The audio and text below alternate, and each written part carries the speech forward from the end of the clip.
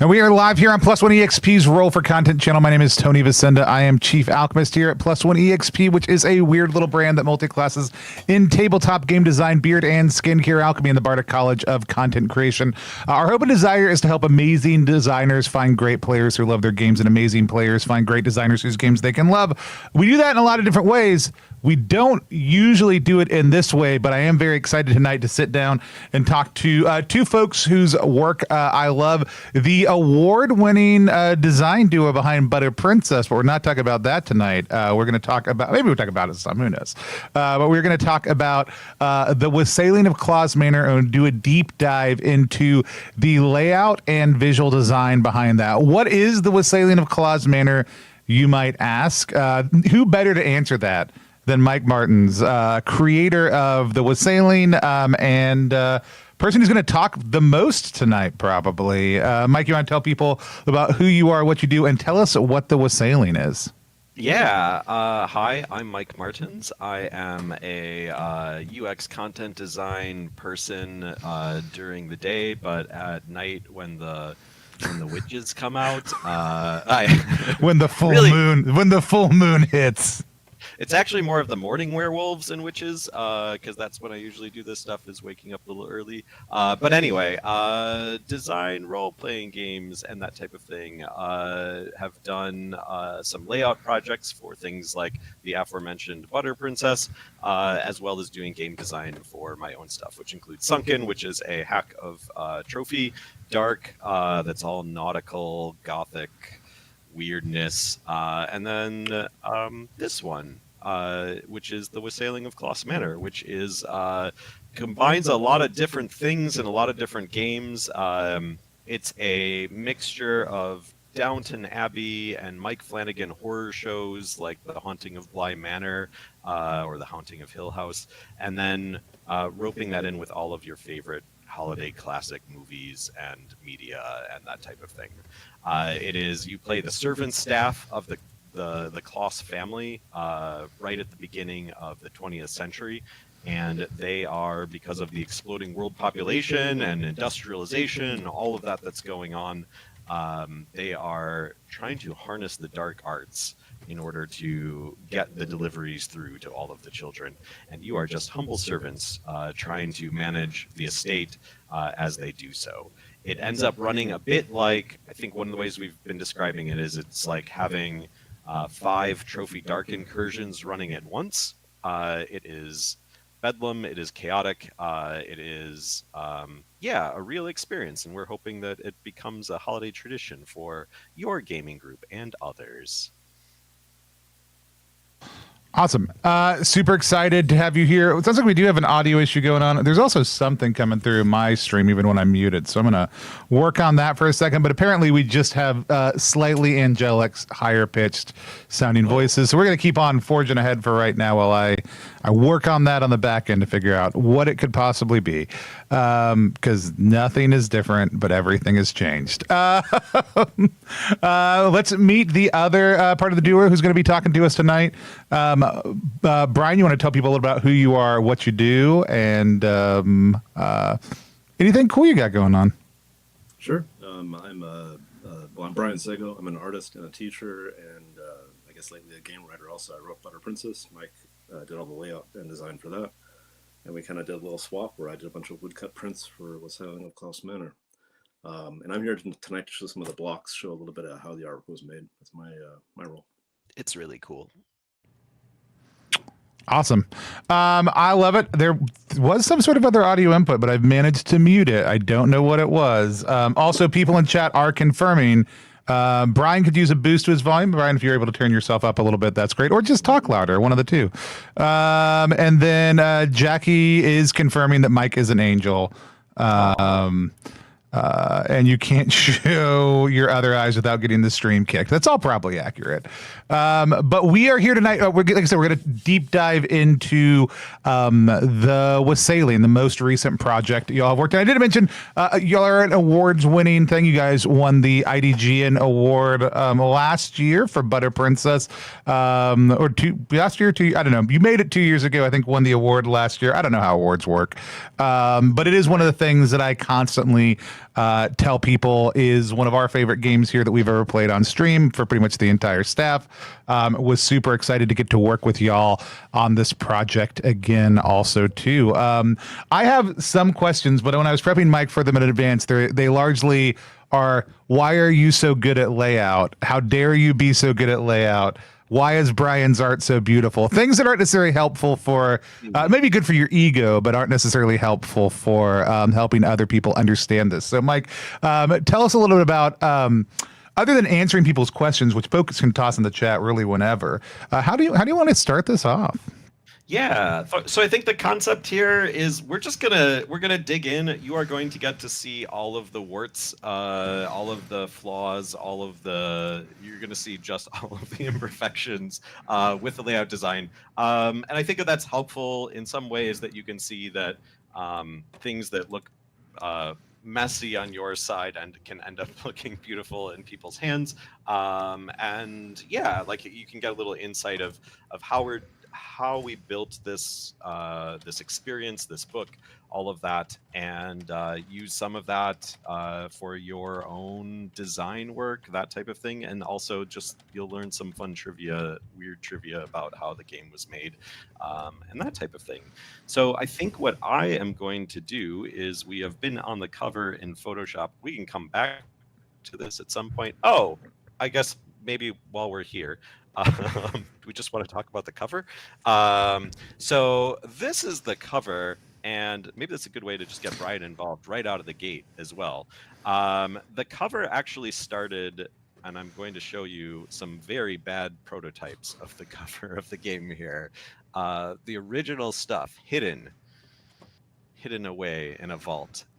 So here are the original cover concepts. You can see it came a long way. But I had, as I was writing the game, I found this photo of this child in a weird Christmas tree suit, holding their arms in a sort of like crucifixion pose. Thought it was kind of interesting because as a visual, because the upside down Christmas tree is often pointed to as representing the crucifixion itself. This was a very popular tradition in Eastern Europe.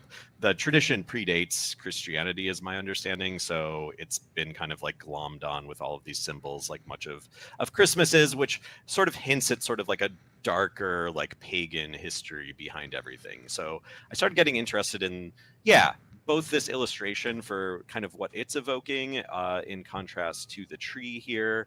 I knew that this was not going to be quite right. And so that's when Brian and I ran into each other. He was running the Butter Princess. I loved the way that the Butter Princess, the themes that it evoked, all of that type of thing. If people don't know, it's a game about essentially a heist of a butter sculpture from the Minnesota State Fair. It is wild and zany, and I really wanted to experiment with laying it out. I had some ideas on how to do trophy dark layout in a way that was different than what the canonical way to lay it out was, that I wanted to play around with. And Brian was game for that, and he bartered for me, or whatever the right preposition is there, bartered with me to do prints. And Brian, like when we were talking about the child here, and I remember you just saying that it needed to be huge. Yep.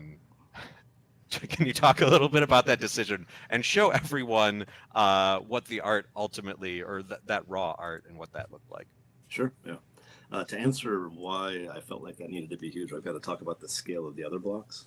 So, like, if you're looking at the book, let me do a little stream magic here real quick. Let me do a little, because I think right now what we're going to get is a very small version of you, and not, which I should have prepped this, but we were doing so many other things beforehand. You peeking from behind two Santa Clauses is so Wassailing. Yeah. Which one's the spoiler real Santa? alert, I guess. Cool. We're gonna go call this overlay setup Big Brian. It's all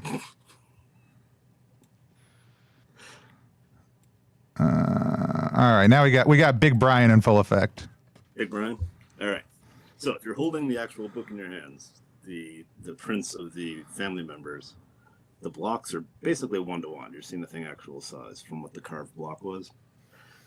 When Mike showed me the kind of Edwardian child wearing a Christmas tree, I could see the religious iconography and thought, yeah, I could carve that, like knowing it's going to be this big, could carve it tiny, and then thought, no, this needs to be like truly iconographic.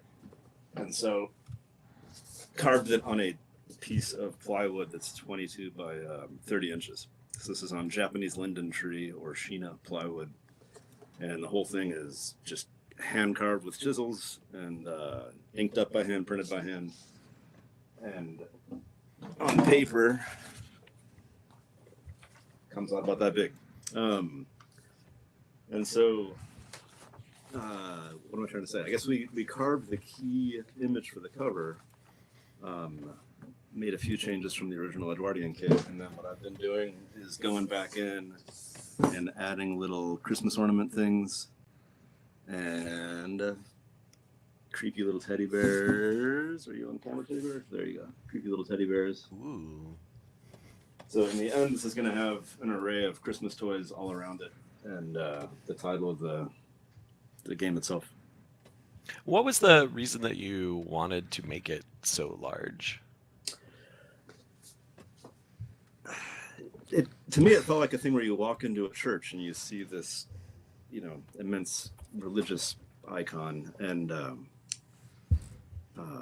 it just felt better to carve it big. Like it's not that it needed more detail. In fact, that was the one thing I had to wrestle with in carving it, is to not give it too much detail because I could. So I was trying to keep it on par with the other characters in the sense of what detail they have. It just felt like the right move. I will say, like, it's really interesting. Michael Van Vliet, who's in the chat right now, and let's go ahead and get Michael represented in the corner here of the stream also too. Is talking about to inspire awe, right? Like that bigness. There is like there. And like I say this, and I realize, like, I'm one of the co-publishers. Like we worked on this project. I have a vested interest in saying this, but I also I loved the work y'all were doing with the art. It's part of the reason we were super excited about the project, and both of the work that y'all do. Like when I hold some of the final version prints up, like even though they've been scanned and relayed out, there is a strong level of like dimensionality to it. Like it feels like Gertrude is popping off of the page, and other things like that. And there's that mix of like, hey, we want to be able to get it big so we can get fine details in there, but not so many fine details. The overall project, the overall final finished product on the page also, like it's really impressive about, I still think, how the kind of immenseness of that still comes across, even though you're still looking at those 1-to-1 or on the cover page, right? The way that the final version really pops out from that background, which is in part graphic design layout, right? But the image itself needs to serve that as well. And I think does a really great job with it. Yeah. Well, we're going to pause on art and we're gonna go beyond the cover, and we're gonna start digging into the layout here, I think. So if you want to, I don't know if you've already shifted. I've already transitioned back, yeah. Oh, cool. So we're gonna dig into Wassailing was all designed within Affinity Publisher. I think a new version came out while I was designing it, which opened up some new possibilities, that type of thing. It's an alternative to using Adobe InDesign. I sometimes use both. If you watch the other presentation, the layout, RPG layout for horrified beginners. Yeah. If you've watched that, I talked about some of the minor differences. The big one for me being justified text is difficult. This is all justified text, and doing this within Affinity Publisher, I knew I needed to make the system really work with some of the limitations with Affinity Publisher as far as justified text. that gets really technical. I don't want to get too far into it, but what we're going to do here is, I guess one of the things that I just wanted to mention is when I'm designing this book, any book really, I'm thinking about like what it is that I want to evoke in the design. Initially, I was designing this book without Brian's assistance. It was all going to be just text. A couple public domain pieces throughout, but that was pretty much it. We pulled in Michael Van Vliet to add more character to the setting, kind of, and to take his own spin on a lot of the scenarios and really punch them up from what I had initially written. And there was a point where I kind of looked at it and I was like, yeah, the text, just text is not going to be enough anymore. Brian was already on board for doing a number of things at that point. So thinking about the project, and if you've read the game, if you've played the game, this will kind of mirror that sense, is that I wanted the book to really feel kind of orderly, structured, and a little bit formal, something like an Edwardian household would feel like, with a servant staff and that type of thing. But at the same time, I wanted it to have this sort of, right, it's a holiday game, so I wanted to have that festive feel to it, and always to just kind of be on the verge of total chaos. And there almost to be like an improper casualness to it at times as well. So you're going to see a lot of that in the design here. And as we talk about the structure of the design, that is kind of what it's going for. It is exactly what it's going for. And it's all meant to feel a little like mildly claustrophobic as well. That you're supposed to feel like you're kind of like walking into this manor and there is stuff everywhere. It is in order, it is proper, but it is kind of like pushing in on you from all sides. So I sort of started building a design system with that in mind. And again, if you watch the RPG layout for Horrified Beginners, I'm really big about like establishing a system up front. Tony and I were talking a little bit about this off stream. You're going to get to see, we'll talk a little bit about how this went haywire, and you're going to get to see a lot of like imperfections and problems with what I'm showing you. I think one of the things, the reason we build a design system and we kind of like get all of our ducks in a line, ducks in a row, going into a project like this, is that it is going to go to hell. Things are going to get messed up. They're going to get weird. They're going to get funky. And having like a clear system that you can rely on and that you've built on makes it a bit easier when things do go to hell to kind of like pick up the pieces and make things work and make them look pretty good on the outside. So let's turn off preview mode here and whoop. Trying to do the wrong hotkeys. We'll just do it this way. And talk a little bit about the grid. One of the things I'm kind of known for margins. This book technically is laid out without margins. Just technically. I've seen this book, sir. I am using the grid to establish my margins here. I don't think this is a really common thing. I wouldn't necessarily recommend it. Yes, there are effectively margins, but I have established a grid that goes from edge to edge on all sides. It's a modular grid system here. We've got 8 columns and we have 9 rows. Again, I wanted everything to have a little bit of that structured feel, like it is very orderly. I also knew from what you'll see, I'm going to flip to one of the family pages because it's one of the first things that I laid out. Let's go to the Lord Santa Claus page.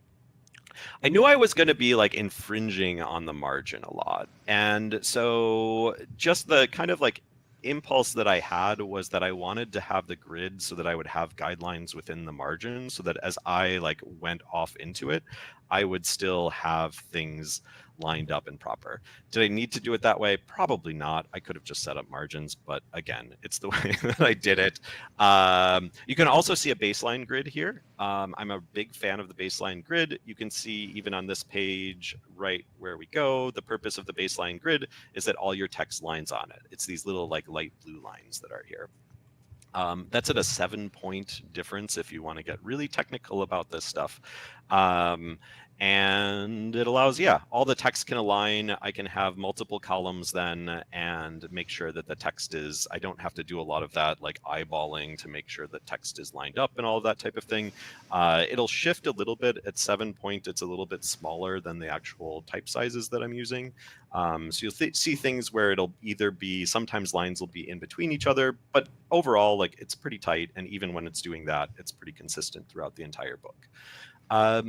The note here on the margins becomes important because effectively when we take off this outer row and the outer column is considered what the margin is. So a little bit wider, a little bit taller on the top and the bottom, which is kind of what I prefer, and then a little bit narrower on the side, which is pretty common. When we take off that one, we have 6 columns on the inside. This is a really deliberate choice that's made on this particular book. And that's because the 6 columns can be divided by 2 or by 3. So I can have either a symmetrical or an asymmetrical layout on every page and still have it adhere to this modular grid. So as an example, whenever I have big bulks of text, I tend to like doing 2 columns. Ooh, you can see that there's something tricky going on there. There's so you can see 2 columns here. This is a pretty texty page. We've got 2 columns. But then as we get further on, there's some fun things that I can do because I have this sort of like asymmetrical setup. So here, and you can see even this is not, we'll talk a little bit about why some of this is the case. I am using these callouts on the side of the main text as a sort of like footnote in a way. It's more important than a footnote. It's more prominent than a footnote, but I want it to be, if you're just reading linearly from top to bottom of the page, that you know that you can go back there. You don't have to be distracted by these elements, but they're there for clarity. And with those, I make them a little bit shorter. I tuck them in 1 column. I think that's pretty much all in all of the cases. These are 2 column setups. And then that, if we flip back to the preview mode here, you can see the effect of that, right? Is that we've got this bigger chunk of text, and we can see that this is kind of an aside. We'll talk a little bit about visual hierarchy, especially when we get into color and type here, but it's helping establish that visual hierarchy throughout things.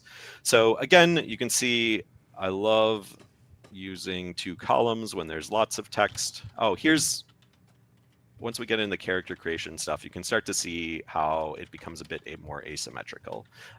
So again, I'm trying to emphasize the parts that you're meant to read from top to bottom and have these asides, which are 2 columns. It just it adds a little bit of a dynamic look so that not everything is, again, we talked about, I wanted to break that sort of like order at times and have it kind of like splitting off from that while still having that feel of like it's consistent and it's orderly across. I've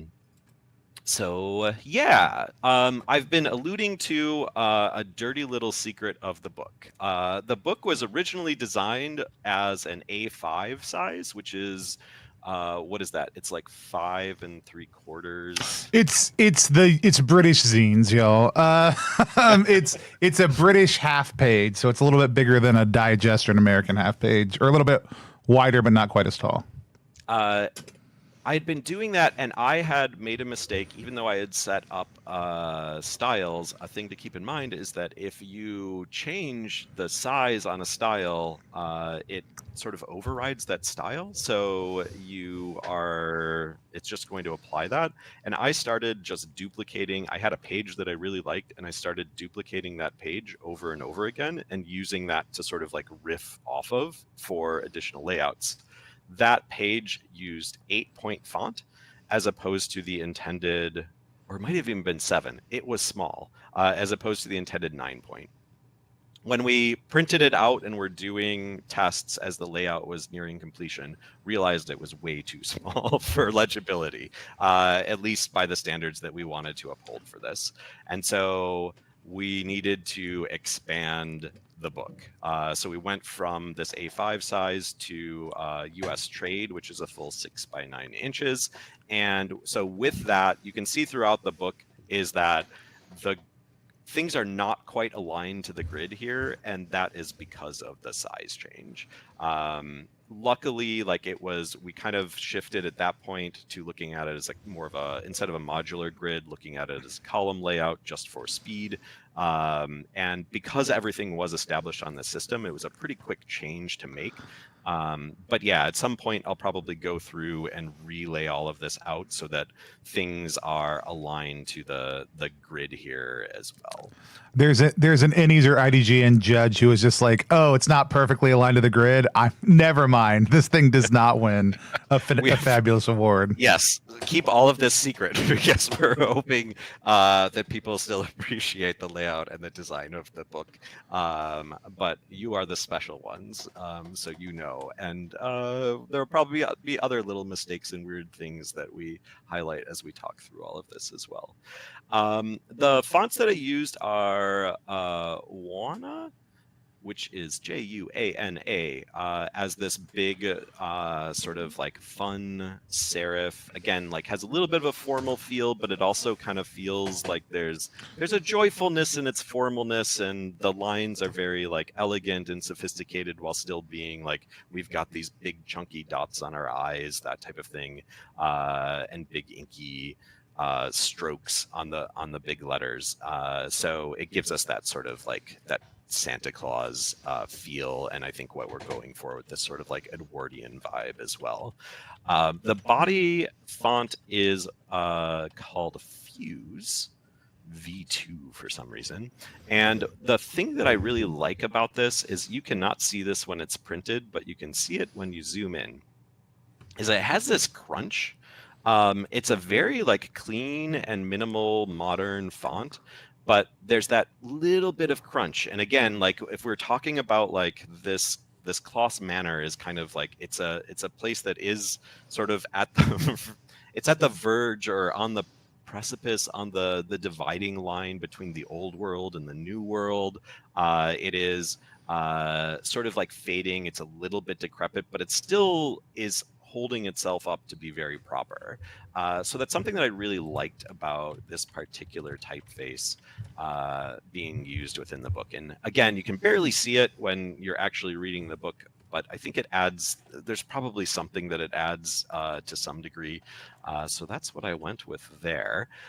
Both of these typefaces, and this is probably not going to be super visible, it's not going to be visible at all, have at least a dozen different fonts within them. So that is the different, essentially weights, we'll put it that way. So italics and bolds and all of that type of thing. So that allows me, when I pick a font or pick a typeface that has a lot of different when I pick a typeface that has a lot of fonts within its family, it allows me a lot more flexibility. I can keep the total number of typefaces reduced and pretty tight, but I'm able to do things like what you see on this page, where we've got these headings that are a bit chunkier, but are still this sans serif, and that is because it is in Fuse, and it's just the black type of that. I'm going to move ahead to color palette here, because I think that this will all lead into kind of how I'm thinking about visual hierarchy when I design this stuff. So with color palette, this is a pretty strict, it's a 5-color palette overall. And it's pretty strict with the text being either what I would call charcoal black or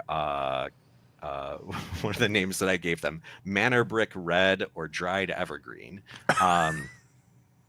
And in those orders of visual emphasis, right? So when we have, like, if all things are equal, the black is going to jump the most and feel like it has the most priority.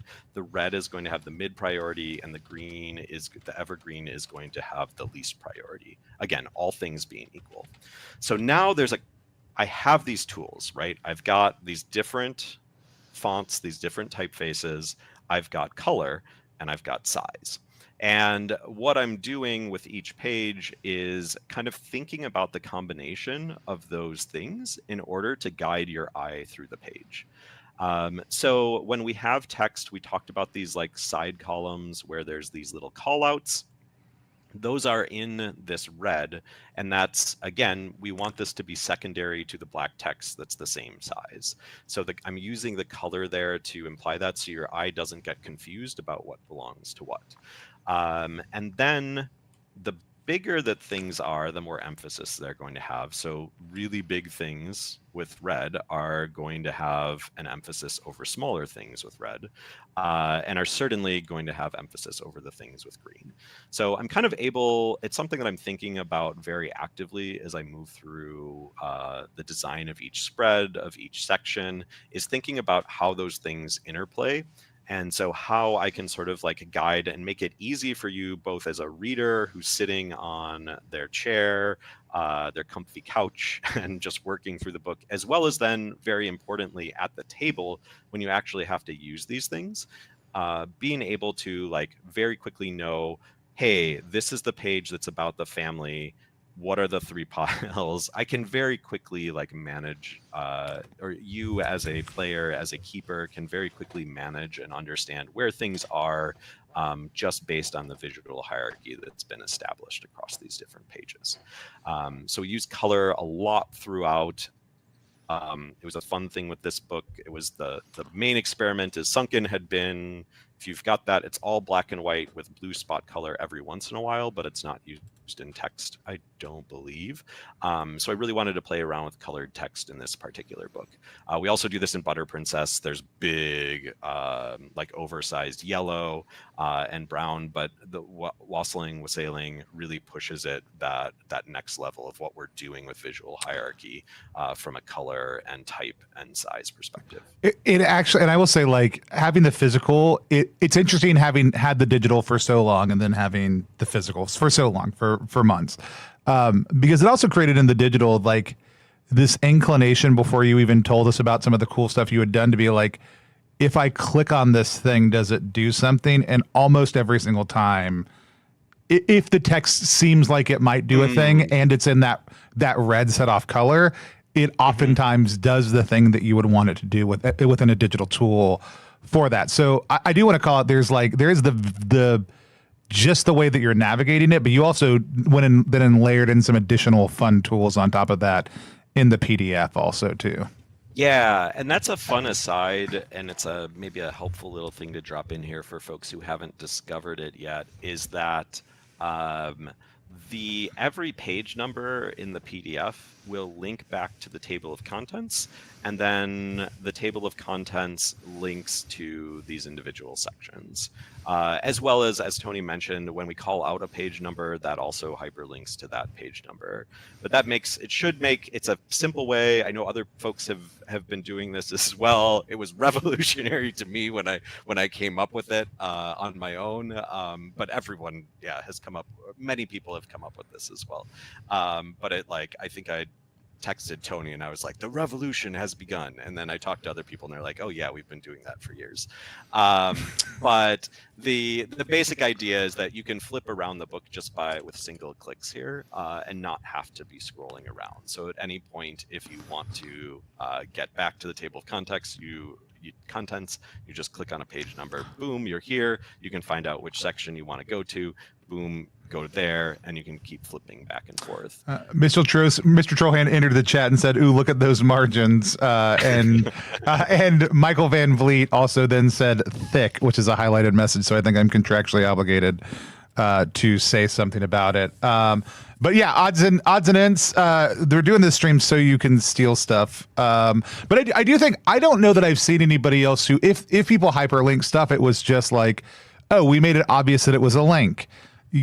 It was part of the design already that you were doing. And I do think that's a way that you elevated that, because it is both in the physical and in the other one. And even in the physical, like, you talk people through how to navigate the book as an artifact, right? Like, you laid it out and then have provided tools in the text to say, hey, if you want to be able to navigate this really quickly, here are ways to do that. And I think I don't know that we'll be able to really replicate that, like other than just telling you that's all in there. You should go check it out. If you have the digital, you can read it. But when you have the physical, you actually talk through, here's the best way to be able to flip through this book really quickly. And it's maybe 2 or 3 sentences of text. It's really helpful, and just really great product design that is dependent on the layout being the way it is.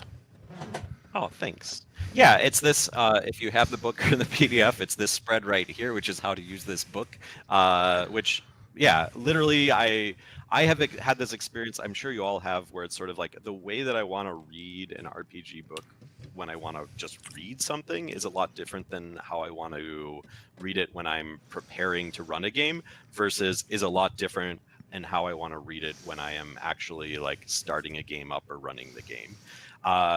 Trying to order the book to serve one of those modes or one of those needs is really difficult for the other ones, and it's almost impossible to organize it in such a way that will just work for everyone. So this was something that we decided to do, was to sort of like organize the book. I think it's mainly organized around the like learning the game perspective. But then this page sort of like outlines, like, if you are reading this for fun, approach it this way. If you are just starting a game up, here's this whole order with these links so that you can kind of like go through section by section. One of the things that I think is really fun about the way the book is structured is that if you are running the game, you can just drop a bookmark at page 38, which is where the rules effectively end and the scenario stuff begins. And with that bookmark on page 38, you know whenever you have to reference rules, go to your bookmark and work your way back. It's not that many pages. If you need to be dealing with scenario, go to that bookmark and work your way forward. So it makes it even simple if you are, running it at the table in person. Brian, I'll let you tuck this away in your head and you can answer it later. Unknown person from the chat, goes by name Signal Station, wants to know if you could change one thing about the layout, what would it be? We can come back to that later, unless you know right off the top of your head. Antagonistic. I know. Book art. We'll tuck that away and come back to it. Anyways, yeah, no, I just great in the digital tool, great in the physical. Like the book is easy to read, but easy to navigate. You also talked about like fitting things in and kind of that consideration, which is like one of the few specific questions I had, and I'm gonna even put more specificity on it that I kind of queued up for you in advance. Was there's a lot of times where like things fit very well on the page as far as the amount of text, right? You're using this grid, you have a system in place. A lot of the time for a lot of creators, that would mean like, oh, I've got to just kind of drip onto the next page, but most things are pretty self-contained on one page. You do a really good job of keeping everything on the page it starts on, for the most part. I'm trying to think if I caught something that doesn't do that, and there might be, but it's pretty rare if it does. Did you have to do rewriting to fit those spaces, or how do you address that if you kind of come into a block of text that doesn't match what you want it to do? Yeah, so I think that I generally I've again mentioned this, and go watch the RPG layout for Horrified Beginners video that Tony and I did. I try to write for layout. So I try and imagine when I'm writing, how is this going to work with layout? I try and make like blocks about an equal amount of text. Try and make it not too big, try and make breaks, try and be thinking about like, okay, like if this, I don't want to write like 5 pages about this thing and only 1 page about this thing. So trying to make it as modular in that way as I'm writing things as possible. But that said, this is where the art actually becomes beneficial. And I think you can see this as we get to if I flip to the scenarios, I'm looking for a couple where it's very distinct that you'll be able to notice. So Michael did a great job at writing these scenarios and getting a lot of flavor in them and getting the overall length to be about the same size. But there's some beats within the stories that just needed more text. even when we were editing and trying to edit them to be more even. You can see here on Yulnir Claus, like this third section is a lot longer than, I mean, let's say 0 or even 1. And so these do vary quite a bit when you're going from spread to spread. So there's a lot of strategy at play. Oh, so like Lady Gertrude is probably the longest as far as text is concerned. And you can see this first page for Lady Gertrude only has the first 2 beats, and then there's a big piece of art. There's a very tiny piece of art in order to fit the other 4 beats on that page. Versus if we go back to Yulnir here, or what's one that has, oh, this Yulnir's pretty good, is that it's a little bit more even, right? So having more space is very beneficial. This is partly why I am an advocate for like big margins, lots of white space and things, is that it gives you flexibility to deal with the swing in text. And with both Butter Princess and Wassailing, I went kind of wild with how much art I was using. And that is particularly to solve for some of this as well. So when I had big chunks of space, the images are a lot bigger. The pastiche is more complex versus ones where it's a bit tighter. I think Santa Claus is maybe a good example of that. Not a ton of art because there's this. It's a lot of text on this. And yeah. Awesome. Thanks. Yeah, for sure. I think one of the other things that I think whenever I do something once in layout, I'm trying to do it multiple times to talk about like patterns and that type of thing. So there's a few things within the book that I just did in particular places because it was a solution that I needed in that particular place, and I couldn't figure out how to make it work elsewhere. So I think the one exception is like, this is the one piece of Brian's art is the cool like duck and goose here on the section about ducks and gooses or geese. I guess they would be gooses in this game. So this is different than how his art's presented elsewhere. So I was trying to solve a particular situation, but you can see even here, I'm trying to replicate the pattern. Like it's very consistently, all of Brian's original art is against this wallpaper and is framed in a particular way. And we viewed it as a very particular way of like, sort of like, yeah, ink coloring, that type of thing on this. Can you talk about the placement choice? Like, because I mean, for anybody who doesn't know, it's like I think the natural inclination of a lot of people when they're like, "I'm going to put an piece of art in the middle of the page and it's the focus," they're going to put it right in the middle, or they might just like minorly cheat it out because they're aware of the gutter. You do a pretty good job of making it distinctively towards the outside, right? Like as far as some of your patterning goes. So are there, and then usually slightly higher up on the page, right? Like, so yeah. What are there besides that there are good reasons in a physical print to do those things? What are some of your intention, or is it mostly that final appearance on the page? I think there is a really strong like thematic intention here. I'm also going to make a note that like the placement of all of these, you can see how these were lined up on the grid originally and are not lined up on the grid anymore because we had to change the way the grid worked. But what I wanted, part of what I wanted to evoke, so all of these backgrounds are period specific, period accurate wallpapers and textiles. And I wanted the feeling of walking into Claus Manor. So I'm not trying to like make the book look like Claus Manor or look like a book in Claus Manor, that type of thing. But I want to evoke that feeling of like walking through Claus Manor.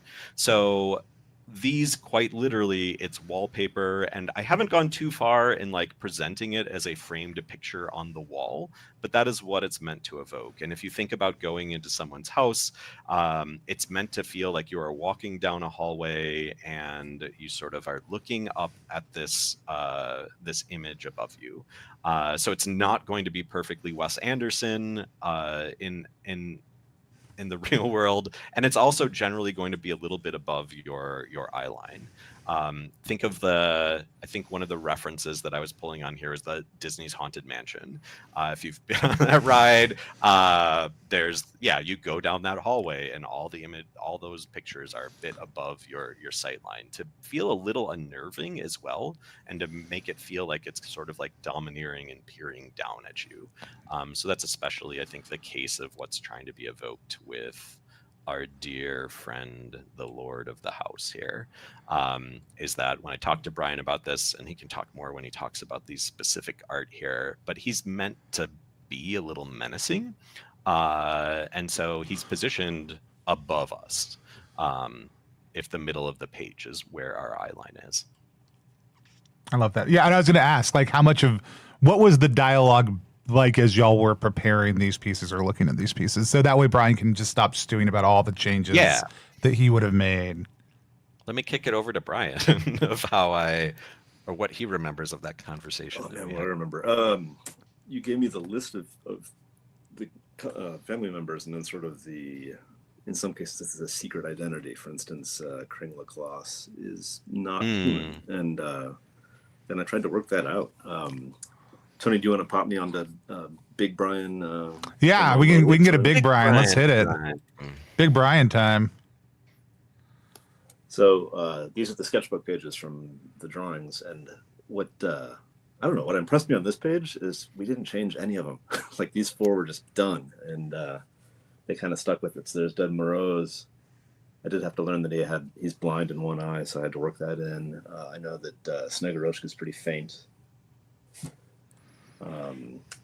There's Lord Claus and Lady Claus. They stayed pretty much as they were.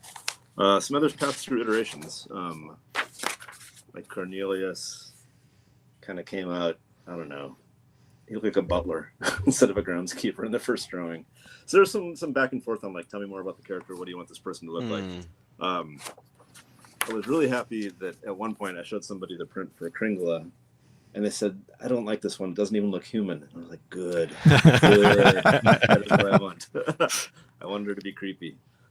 Pharrell went through the most changes as we tried to figure out, like what kind of elf is this? Is this a Lord of the Rings elf? Is this a little, I want to be a dentist elf? So Pharrell probably took the most work in back and forth iterations. What else? Did I answer questions? I don't know. Yeah, and so go ahead and give us just a sneak peek as part of that. Like, so you started with the sketches, and then is it just use the sketch as a reference? What is the process like going from sketch to carving? Got it. So these sketches were what am I trying to say? Clean enough, accurate enough in what I wanted. That what I did is I just blew them up at 4x6 and then traced them to the blocks. So these blocks are just flexible rubber, like a giant eraser. They're little 4x6 things, super easy to carve and easy to transfer a drawing to. So I just get the drawing to the right scale and then lay a sheet of carbon paper in and trace. And so I transfer my tiny drawing. So there's Kringla original sketch size. There's Kringla block size. But I do have to flip things because the blocks are going to invert laterally. And then it is carving with a bunch of little chisels. And I will try and tip the camera here to show you a bunch of chisels. It might go upside down. Blair Witch time. Yeah. If you look close, you can see the blood on the edge of those chisels that helped bring everything to life. Yeah, there was a day for everyone, viewers at home. There was a day that Brian sent us an image of blood on the wood block, the big one, because he had cut himself. Yep, you got your chisel sharp whenever you cut yourself and you don't know it.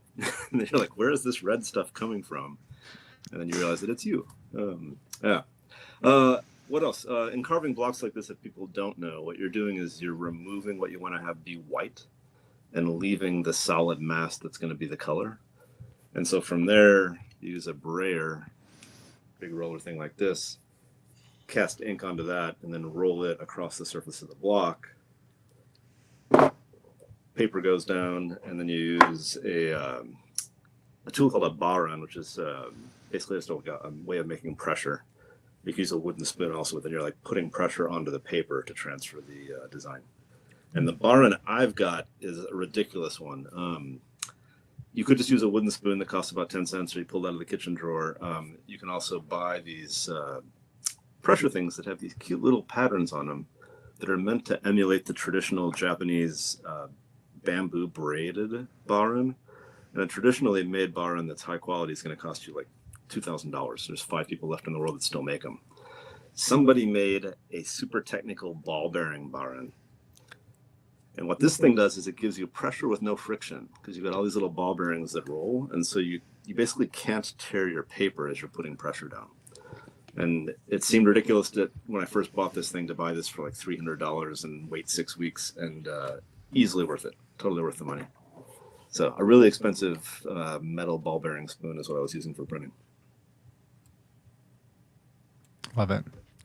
And then I think the only because I don't have them in front of me, mine are across the house. Do you have the cards in front of you by chance, so people can see some of, like, we've seen it in the book also too, but the final version on these cards, which just turned out like absolutely gorgeous. Each of those is a tarot-sized card, to help kind of manage the play process. It just turned out gorgeous. Yep.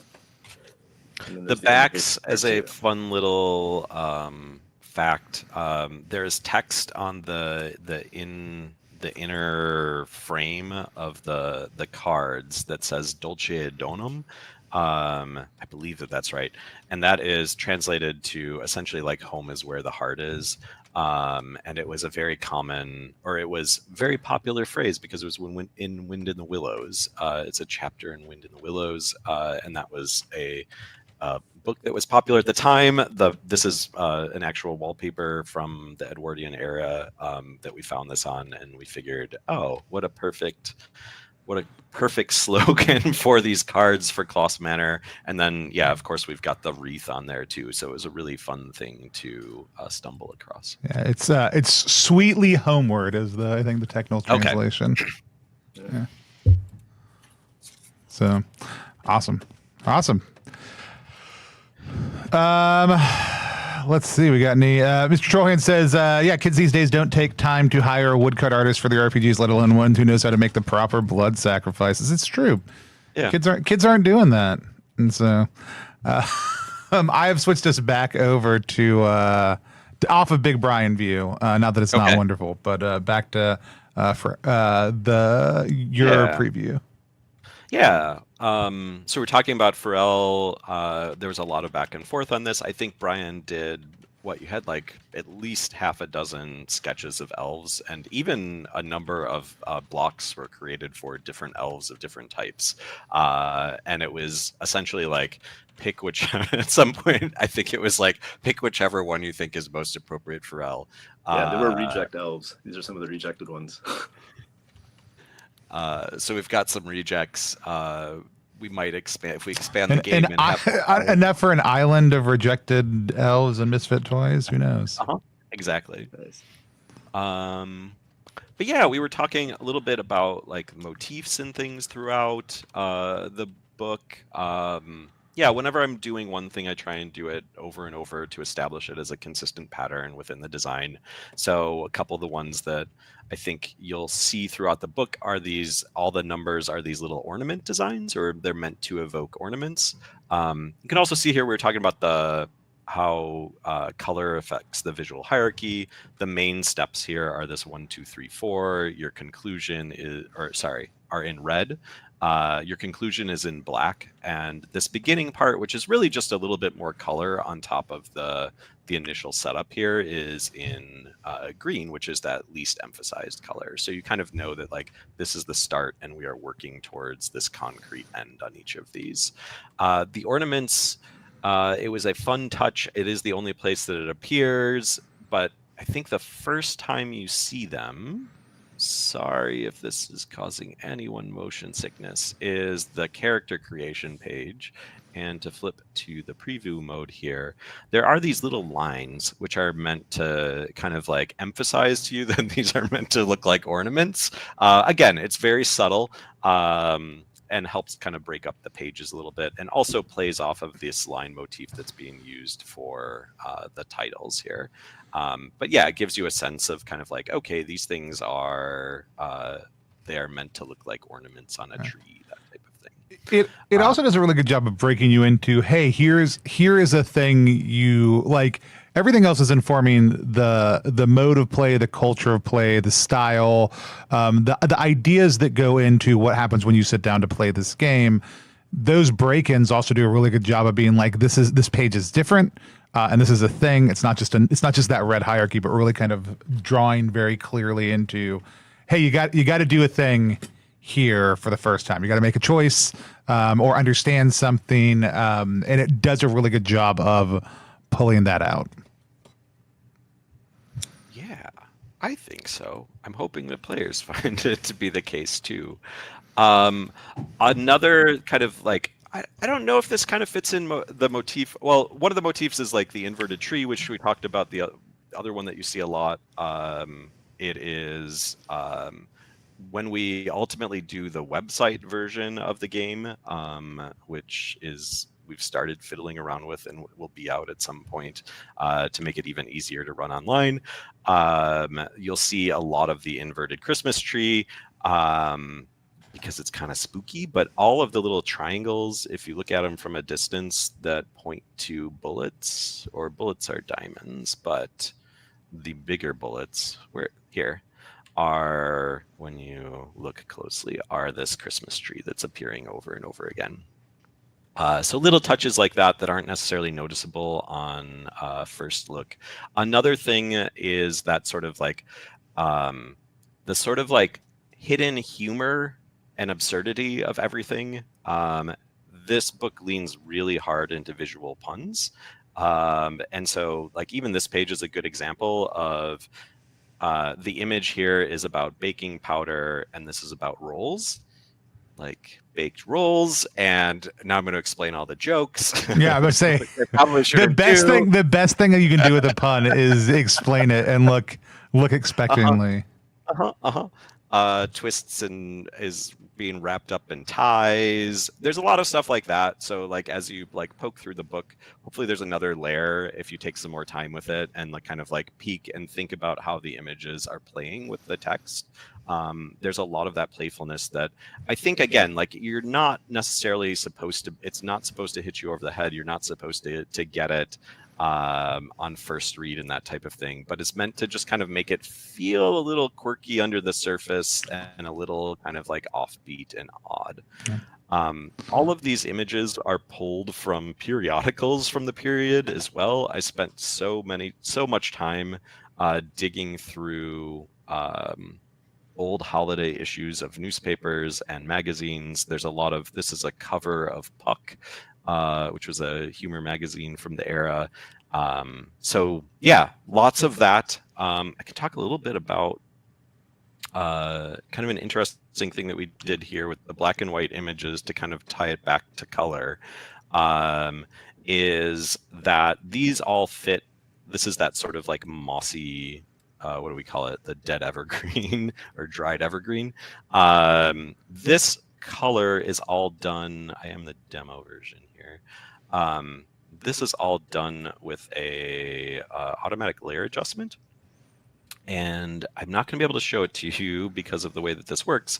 But at any point, if you place an image with Affinity Publisher and you go to Layer and then you go to New Adjustment, you can select Recolor, and it will bring up a filter for it. So you can then kind of tweak the colors of things, and which is really fun with black and white images and that type of thing. So that you can kind of like, and you can see here, like I could change the entire palette of the book if I wanted to, and just make it like a fun purple monochrome if I decided to do it that way. It's a little tricky. I don't think there's a way to like manage this at a system level, but I just remember I jot down what the numbers are, and you can kind of see in the sidebar here that's applied on every image. And then that also helps to, what's the term in cinema? Toning. Is that what it is? LUTs. What was it? LUTs or lookup tables. You're talking about? Are you talking about when the coloration on a scene or a way of shooting kind of gives you a? Yeah. Yeah. maybe it's grading or toning or whatever it I is. think grading Sorry. maybe. Grading sounds right. Any cinematographers in the chat, Somebody you in the feel chat is free. going to know. Let us know.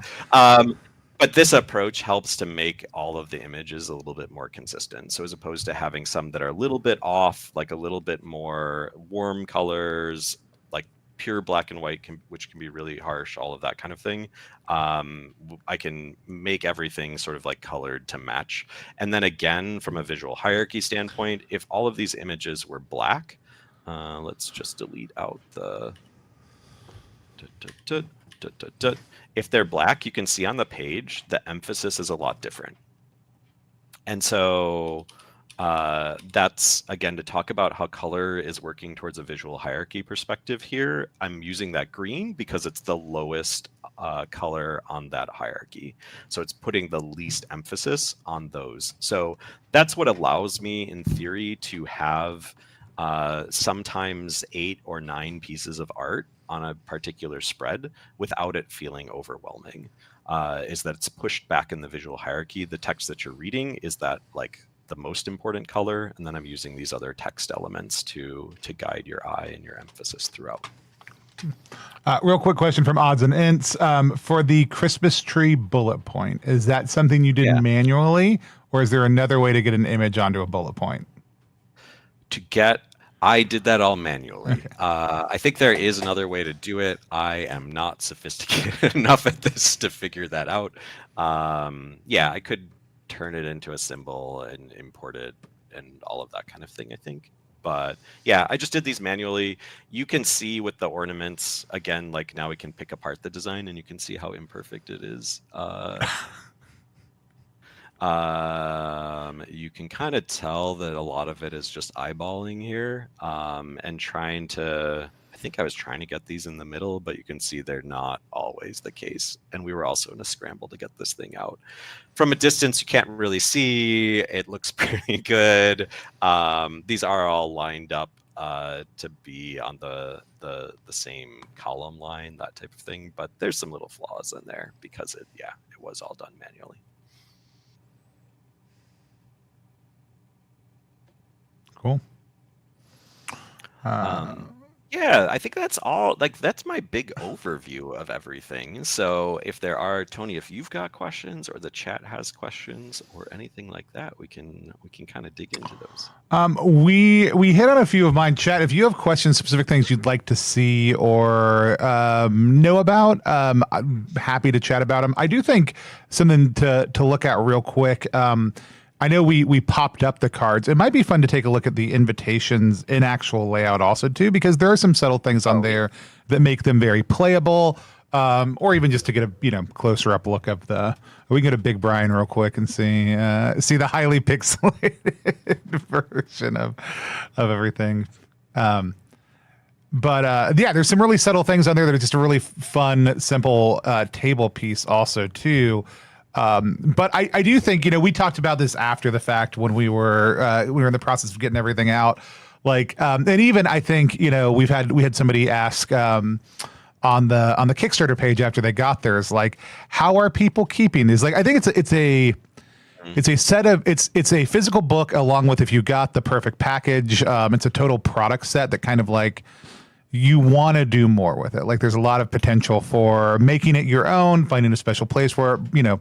If you've got a brown paper package, you can wrap up with string. Like, it's all kinds of good stuff that you can do. But there are some really specifics about those 2 additional pieces that I think are good. The ultimate version of this, if we had hit that $100,000 stretch goal, was, a classic, wax tube recording of all the music to go in with it too. But we didn't hit it, and so we couldn't bring Thomas Alva Edison back from the dead to make those for us. But yeah, I think taking a look at those could be interesting. If people have questions, that's great. Grading apparently is good. We also do need to hear from Brian. What is the one thing you would change about the layout? That I would change about the layout of the book? Yeah. Oh, man.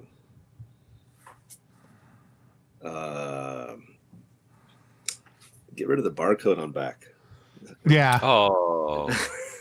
I mean, who wouldn't love to get rid of a barcode, except for that game stores do love a barcode, as well as bookstores do love a barcode, as well as warehouses do love a barcode. And so, but I could get on board with that. I will say one thing that's not a thing I'd change, but a thing that I highly praise. Page 18. It's just the seniority of your character and your character creation. But in terms of the use of columns and color text for highlight, to me, this page is award-winning. Like having, if you're just like reading the book for the first time, trying to figure out what you're doing, you've got this, sorry, I can't read it backwards here. First day, one holiday spirit. And of course, your immediate question is like, what the hell is holiday spirit? And it's explained right there. And then it gets worse. It's explained right there. It gets worse. It's explained right there. The sequencing of page 18 is like the rest of the book emulates that. I think page 18 is a fair amount of rules and explanation of terms in the game in a way that's laid out so clearly. It just blew me away. Mm-hmm. Thank you.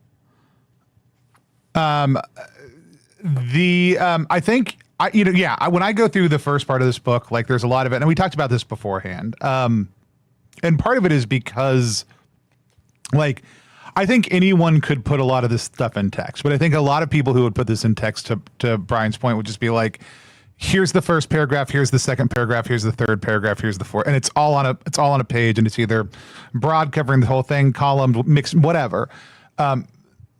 The layout makes it so much like it's all clearly written, and the layout makes it so easy to just take in and understand in a way that I think anybody who's coming to this game the first time, who's very experienced at playing games, is excited about.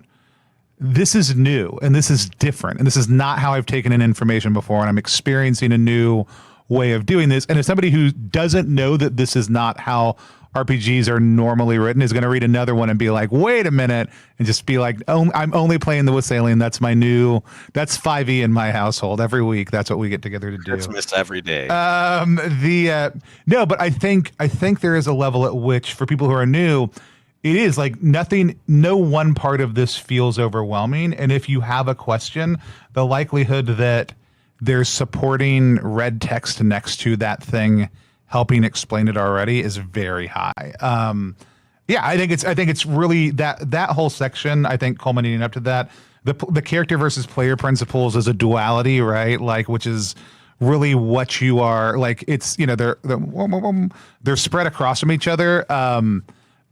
But you're presenting, you're going to go back and forth between these two modes. This is the best what is an RPG page that I've ever read, and it's not a what is an RPG page. It's just saying what this game is and things you would need to know about it. It's what things should do. There's a lot of learning that I think anybody can do in this game, if from a design perspective, just picking it up and looking at it. And this is like, we are just talking about the visual and artistic design of this book. Like, we're not even getting into all of the beautiful language that you and Michael did. We're not getting into the actual design work, which is incredibly crisp. Like, there's tons of great things about the Wassailing, but the layout is something that I think people need to look at and study very intentionally. And I'm really glad we're doing the breakdown for that reason.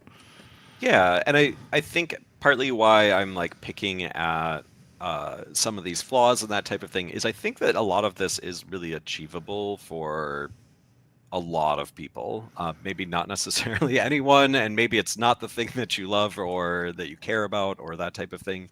But yeah, I think that like understanding that when you see something and people say that it's gorgeous and look at it and heap praise upon it, a lot of times there are a lot of little flaws within it.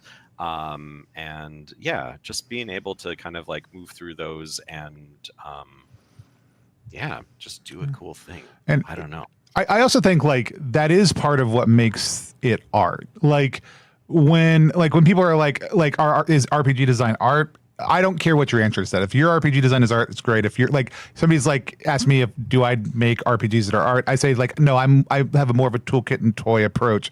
It doesn't mean they're not art. It's just not how I think about them. Wassailing is really the highest piece of art we've ever had a hand in, and that's from Brian's work, Michael's writing, your overall design and visual design.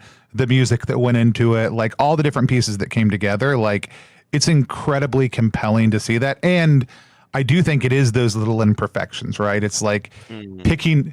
I'm sure that Brian has moments where he may have made he may have dug a little piece of wood out and been like, I didn't want that one, right? And what am I going to do now, right? I think that's an important part of the process. Yeah. There's I think the worst flaw that always sticks out to me, just to highlight this, because it was the thing that we were most excited about for the stupidity of it. And then I love this. We can fix it for the next printing. So the next time we release a digital edition, this will be fixed. We found this image that says 70 shops besieged, and I think at some point this was on page 70 to cover up the page number and have it the Chaos of Dead Moreaus here. And then the page number happens to just be another piece of art.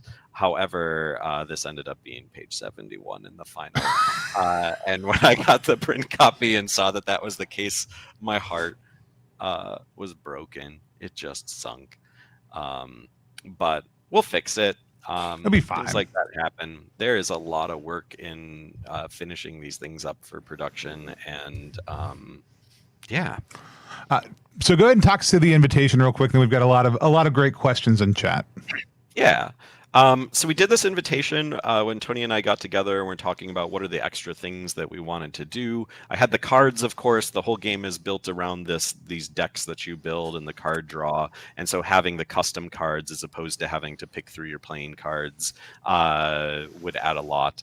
And then we were talking about like what are other things. We had the music develop of like that's a thing that as you're playing the game, you can get that long loop on repeat and just kind of create that sort of like atmosphere, add a little bit of that more like spooky murkiness to the setting so that people don't get too sugar coated about it. And there is one for every level of escalation in the game, so you can play. Oh, nice. You can play. I mean that ended up being easy math to do, right?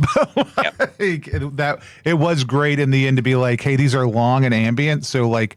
You can signify by just changing music, like, hey, this is an escalation, time has passed, if you loop them and then push them forward.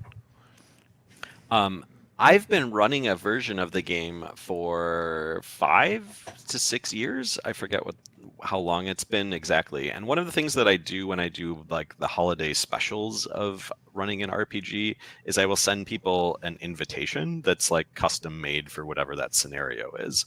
So that's something that we talked about of like, oh, it could be nice to make physical invitations that you can then give your friends. And in this case, of course, it should be an invitation to be an employee of Lord and Lady Claus. So we made these invitations but we were thinking it would be nice if it had another use beyond that, so that if you have them at the table, you could set them up as little like placements on the table, but then it should become part of play, just like the music, just like the card deck, all of that type of thing, once you dig in. So we came up with the idea to just add these decorative elements that can act as an X and an O card at the table. So instead of having to pull out a random generic X card that you might have, you can use these invitations, and then each player has the X card right there. We made it so that it's clear that it's an X. It's kind of clear that it's an O, but it's also meant to just look like an ornate decoration as part of the card here as well. Yeah. And I think O technically stands for outstanding, but it's enthusiastic consent. I love this thing that's happening right now, right? Like for people who aren't familiar with that rule. But yeah, there's just a lot of little things like that. Also, there's so we've got, let's take questions in the chat. Lots of, everybody loves you. Somebody asked, are there Claus Manor carols written? So if anybody wants to know more about the music, we'll get those up on Spotify soon. My brother, who in addition to the nepotism of them being my brother, and therefore doing it very affordably, has a background. They have their doctorate in music. They composition is their primary thing, but they did their master's work in experimental composition, so it's really easy to get them to do weird things like say, hey, we want the spookiest public domain Christmas carols you could possibly do. Did all the music, and the one track that has vocals, did the vocals on also too. They'll be up on Spotify. If you get the digital copy, they should be in there. If they're not, I'll package them and update them and get them in there also too. But there are 4 songs out there. What's next for Claus Manor? Any other holiday ideas? I think there's a couple things that we know and or are talking about. So I think the big thing that we know is coming is producing. It was teased we were potentially going to work it as a stretch goal. Canada gets it as a stretch goal. Sorry, US and rest of world. It's just how dollars work. Look, anybody whose dollars locally push us over the limit, I think, can get it for free. If they have dollars, I will accept it. No, we'll figure it out. We are doing a bonus zine, and the bonus zine is going to have all of the troubles for the characters written by who I think are like genre experts in their specific areas to really like bump up the horror or bump up the weirdness. Cassie Mothwin has done a version of Kringle Claus that just creeps me out the F out. Like, it is spiders and reindeers. I think that's hers. If that's not hers, Gabriel Robinson, who did the Silt versus RPG, also did a Gertrude Claus variation there that leans into some of those themes that you see in the Silt versus, and a lot of that like folk horror spookiness. Who else do we have? We have Jack Hargreaves did a nice little why is the genre giallo themed one for Yolnir. We've got a few others coming in as well. So very exciting. And the game is, I doubt anyone's played it multiple times yet, but it's very replayable, and it's always fun. I've had the same group of players play the same scenarios, and they always have a blast, and it unfolds in a very different way.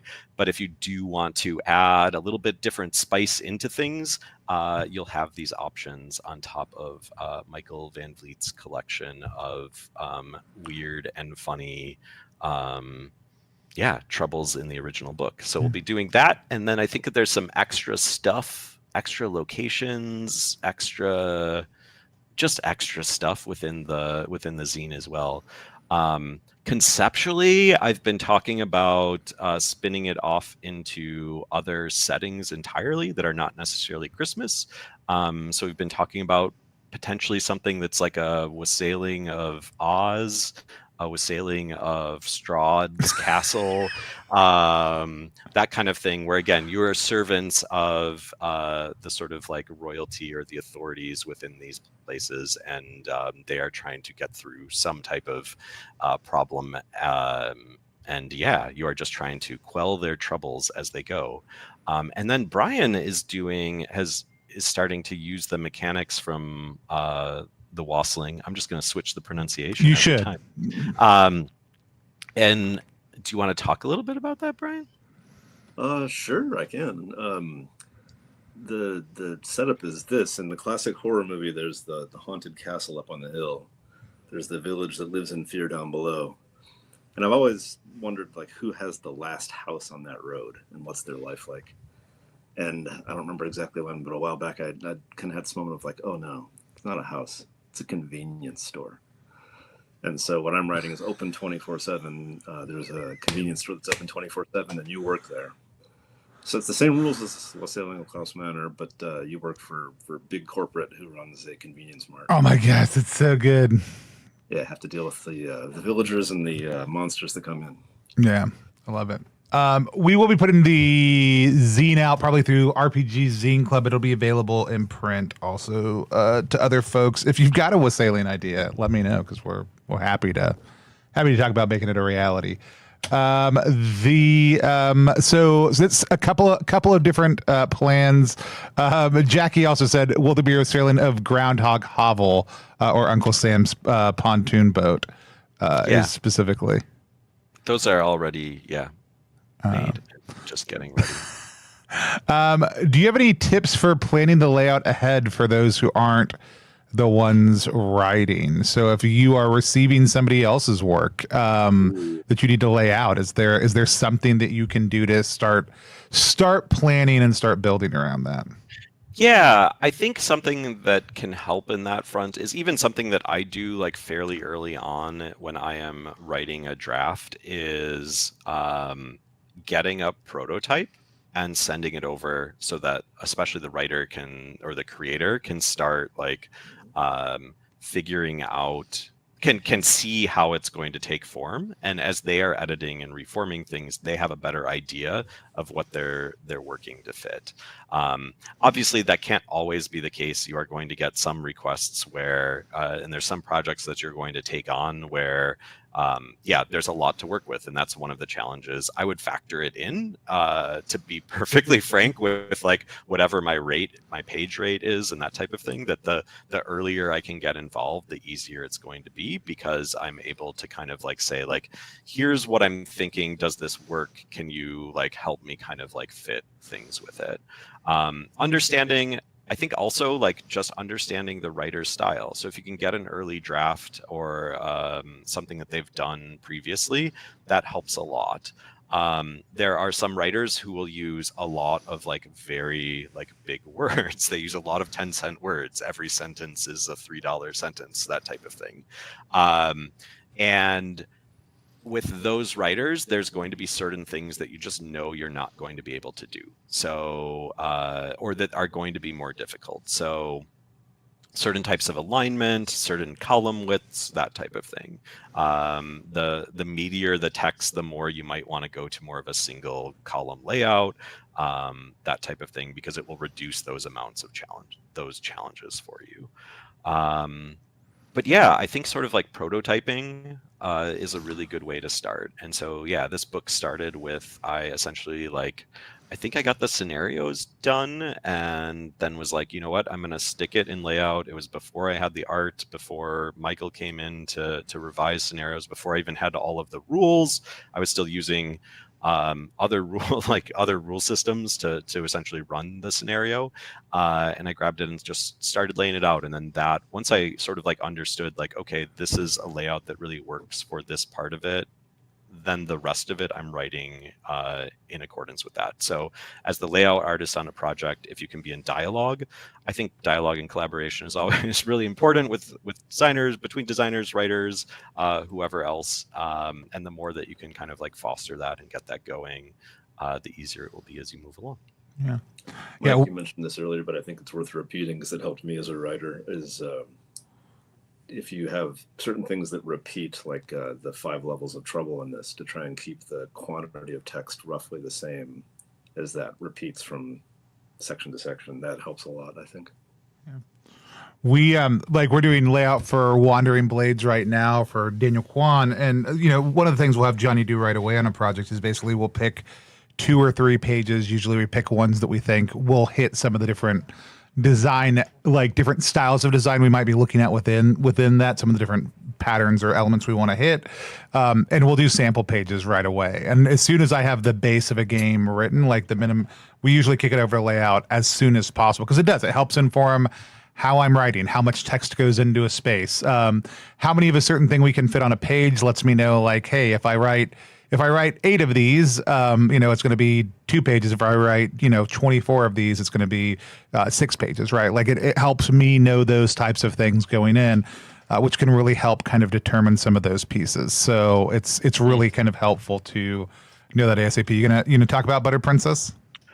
Well, yeah, Butter Princess, I think, is also just like really quickly is a good example of this, because this is a project that Brian had already been writing when I jumped on, and we've done a couple editions. So this is the other thing, is build a really great relationship with the writer, the creator as well, and then you'll do a new edition that just like accommodates all of your layout design perfectly. But again, like with this one, I got the text very quickly or very early from Brian, and started just kind of like pulling the text and figuring out exactly like how I was concepting pulling it together, and then passed some initial, I think I passed this spread over to Brian, I passed the cover, and I think we did like the first ring or something like that. I think one of the really nice things is that when I took the project on, it's because I had this sense of like, I can do trophy dark incursions and have all of the information on one page or one spread. And then as I was playing around with that, then that's when I was actively pitching Brian on like, why don't we just make this very narrow so it's like a stick of butter and feels like one of those flyers that you can get at a tourist or like a tourist stop, a roadside stop as a tourist. And luckily he bought into my my pitch because it's just what I wanted to explore with the layout on the game. Great. The character sheet's worth looking at too. Do you want to pull up the character sheet? Oh yeah, Tallest, skinniest character sheet I've seen, but it looks fantastic. It works great. Like that's yeah. No, like again, I think it is so interesting, like seeing them side by side, seeing choices that have gotten made, watching the way y'all's work has informed each other. Speaking of that, Trollhands wants to know, you mentioned how this game evolved over time from playing it each year. Any advice from refining a game through play testing? How did you know the game had reached its finished point? I didn't. I don't know if it's reached its finished point. I think that it was like a couple times running the scenario,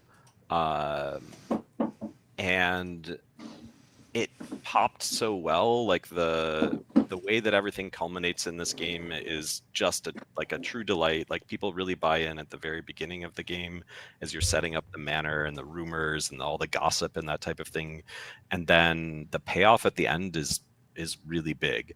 And when I had seen that happen a couple times, like I knew that there was something there. And that's when, I think that was around the time that I reached out to Brian, and we devised our barter thing. And it was maybe about a year, 8 months to a year later that I started talking to Michael, because I sort of realized it was something that was developing in a really exciting way, and I wanted to essentially create a system for it. Like I wanted to rewrite everything that I had been working off of and just make it like a really tight game system. And with me doing that, I wasn't going to be able to push it to that punch up the scenario stuff, and get it out in the timeline that I wanted, or to make the next progression that I wanted. And having read a bunch of Michael's stuff and spending a lot of time with Michael, like it just was, I think I reached out to him and said, I think your tone of writing is perfect for this, where it's like funny, but also like can get at that sort of like horror and emotional underside and that type of thing. And yeah, luckily, like he was really excited about the project, and he tested to maybe do like a writing of Wassailing as a bonus for the next thing. But I remember he told me, I don't like Christmas stuff. And I was like, just give this one a try. And he was like, oh yeah, like I get this, like this is fun. I don't remember what his exact words are, but he ended up doing it, and it's all wonderful, and it's very Christmassy. We talked about the writing specifically in the actual play. If people want to go watch that, there's a level of also like there's a lot of great just sensory stuff, but there's also a high level of sensuality in the writing that I think is going to surprise a lot of people. There's definitely like passion and I'd say that both in the sexual sense and not in the sexual sense. Like there's a level of passion that makes the motivations of the different characters come alive really crisply, and makes the space feel very intentional as you navigate through the mansion. That it's just really, really well done as far as the overall way it's written as well. And so, yeah, I wanted all the characters to like feel like kind, in a way. And I think that they are they're kind, but they're like also like kind of dirty adults. And so I think that some of that just comes across through them. Um, yeah.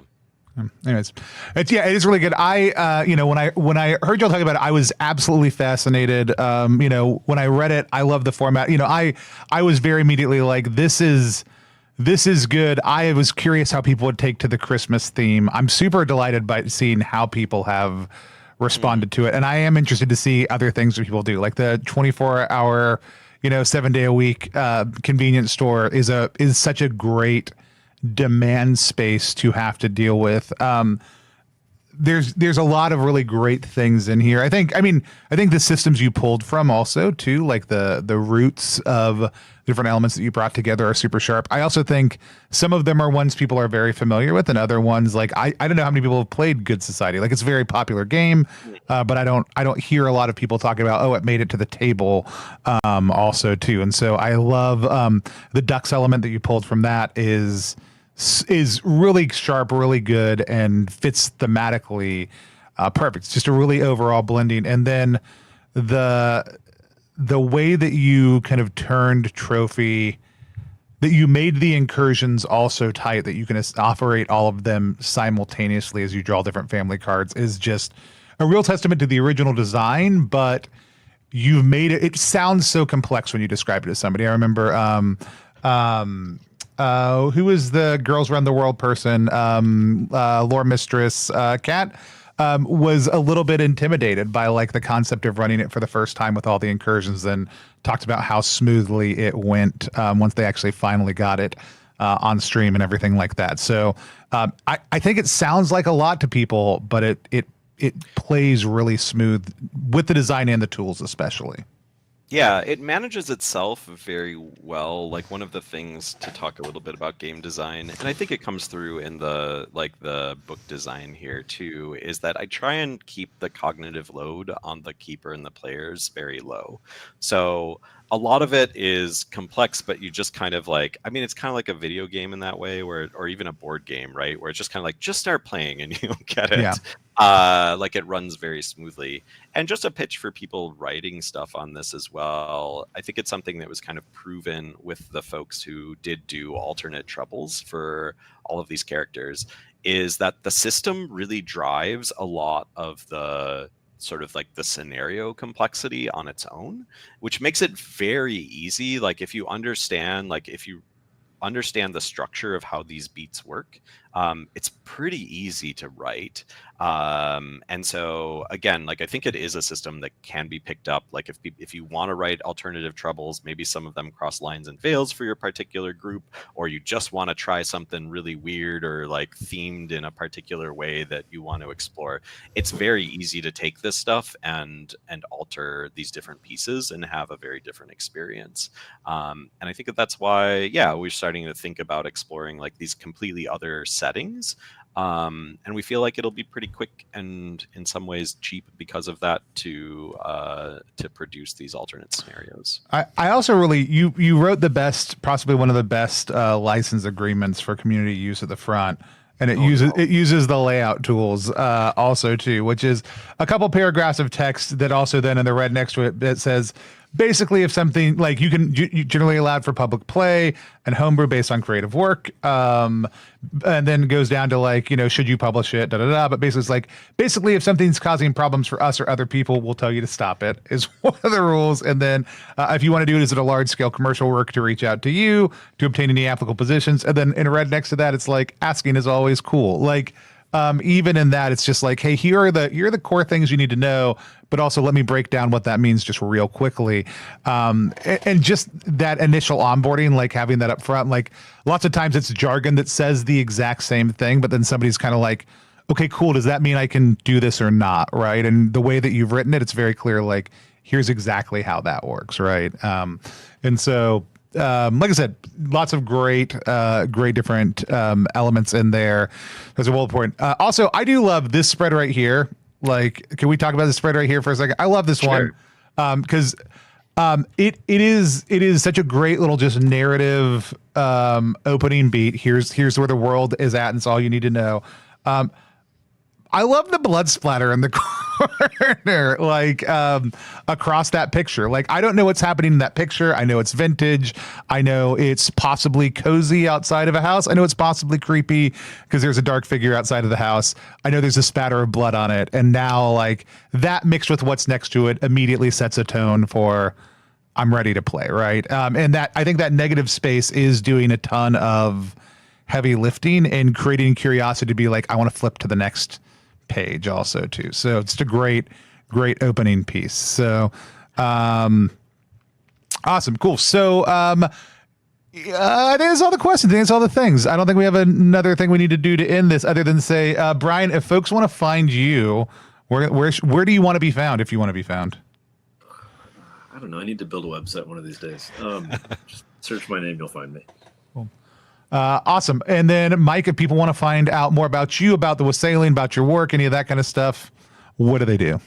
We're the two weirdos that are not really active on line. So I think that Blue Sky is a good place to check it. There's not a lot of activity, but Clear Keep there. Last mic ever at a bunch of other, like, the legacy social media platforms. You can also find my games. The website should be updated to include Butter Princess and the Wassailing very shortly, and then some teasers for some of the other stuff like Planet Raygun. Clearkeep.us, and yeah, I contribute on a lot of the Gauntlet stuff and hang out in that Discord server. So join the Gauntlet Discord. It's a great server. Discord. And it's also a good place, and as well as the +1 EXP Discord. It's quiet since I had a broken back for like 2 months, but yeah, it's a good place to come hang out. Come hang out with us. It's a good bunch of people. I think, especially if you want to like get a sense of like the play culture around these games and what we're designing, the Gauntlet Discord's a really good place, and I'm around there. Oh, the Trophy Discord. We do have a channel on the Trophy Discord as well. So if you have questions about the game, just want to share photos or whatever of your experience with it, whatever the case is, drop into the Trophy Discord and chat us up there. Awesome. Well, if you want to get a copy of the game, we did drop a link directly to the game. We're going to work on getting some updated graphics and creating a page that kind of showcases Wassailing a little bit better over on the +1 site also too.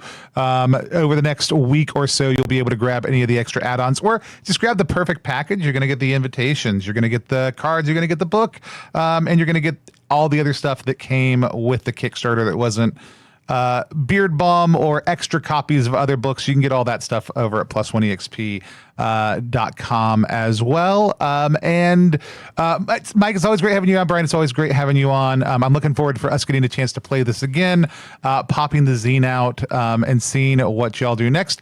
But thanks for coming in and doing this deep dive into the art with us. It was an absolutely great time, and we'll see everyone soon.